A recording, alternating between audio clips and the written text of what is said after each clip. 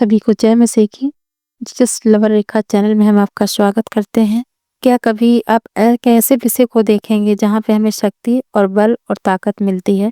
हम ऐसे विषय पे जाएंगे आज। क्या आपने कभी ऐसे मोड़ पर खड़े हुए हैं जहाँ आपको लगता है कि आपके पास आगे बढ़ने की ताकत नहीं बची है? हम सब ने संघर्ष किया है, हम सब ने महसूस किया है कि हम अपनी चुनौतियों से छोटे हैं, लेकिन आज हम बाइबल के एक ऐसे वचन को देखेंगे जो हमें याद दिलाता है कि हमारी शक्ति हमारी परिस्थितियों से बड़ी है।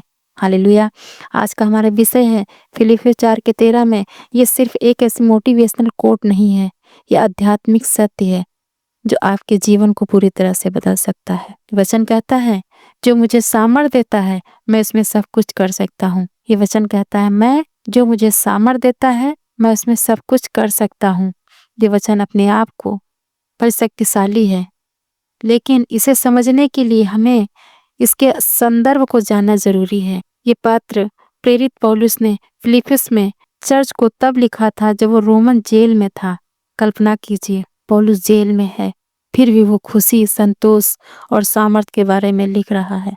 वो कैसी परिस्थिति में है, ये बात कह रहा था, इसका समझना बहुत जरूरी है। फिलिपियों 4:13 में ठीक से पहले पौलुस कहता है, मैंने हर हाल में संतुष्ट रहना सीखा है। मैं दीन होना भी जानता हूँ और बढ़ना भी जानता हूँ। मैंने हर बात और सब हाल में तृप्त होना और भूखा रहना और बढ़ना और घटना सीखा है। जब उस समय को प्रेरित पौलुस कह रहा था, जब जेल में बंद था, पौलुस को इतनी परमेश्वर की सामर्थ्य थी, इतना पौलुस परमेश्वर पे विश्वास करता था। वो खुशी और आनंद के साथ पौलुस वो बातें लिख रहा था।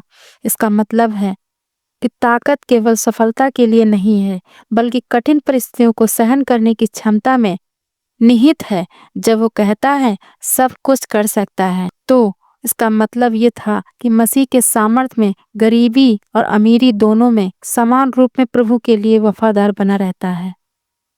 बहुत से लोग इस वचन को गलत समझते हैं। वे सोचते हैं कि इसका मतलब है अगर मैं विश्वास करूं तो कोई भी काम कर सकता हूं, लेकिन ये जादुई शक्ति का वादा नहीं है। ये सब कुछ वो है जो परमेश्वर की बुलाहट और इच्छा के दायरे में आता है। परमेश्वर आपको वो सब कुछ करने की शक्ति देता है जो उसने अपने जीवन की योजना बनाई है, चाहे वो परीक्षा पास करना हो, बीमारी में धीरज रखना हो या किसी को माफ करना हो। मसीह का सामर्थ आपके आध्यात्मिक और भावनात्मक संघर्षों में आपको टिकाए रखता है। सामर्थ का स्रोत हम नहीं बल्कि वो है जो हमें सामर्थ देता है, वो है यीशु मसीह। अब इस सच्चाई को अपने जीवन में कैसे उतारें? ये 3 व्यवहारिक कदम दिए गए हैं। पहला है प्रार्थना में निर्भरता। अपनी ताकत पर भरोसा करने के बजाय आप सुबह उठकर प्रभु से कहें, प्रभु आज मुझे अपनी शक्ति चाहिए, अपना बल चाहिए, आपकी ताकत चाहिए, मुझे पूरा दिन प्रभु संभालें। दूसरा, वचन पर मनन करना। सुबह उठकर हम परमेश्वर का वचन अपने मन में जरूर रखें।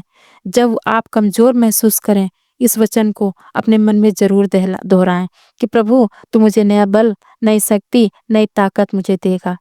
तीसरा, संतोष का अभ्यास।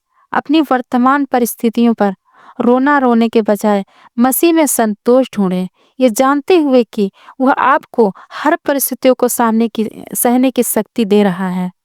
जब आप मसीह पर निर्भर होते हैं तो आप अध्यास नहीं बल्कि अविश्वसनीय रूप से सशक्त बन जाते हैं। तो दोस्तों, आज से अपने डर को नहीं बल्कि परमेश्वर की सामर्थ को अपना मार्गदर्शन बनने दें।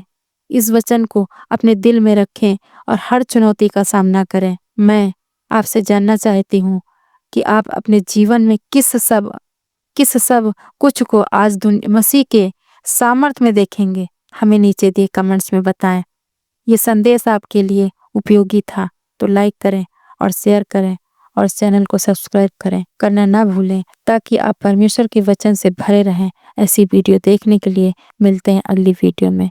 परमेश्वर आप सबको बहुत आशीष दे। God bless you. जय मसीह की।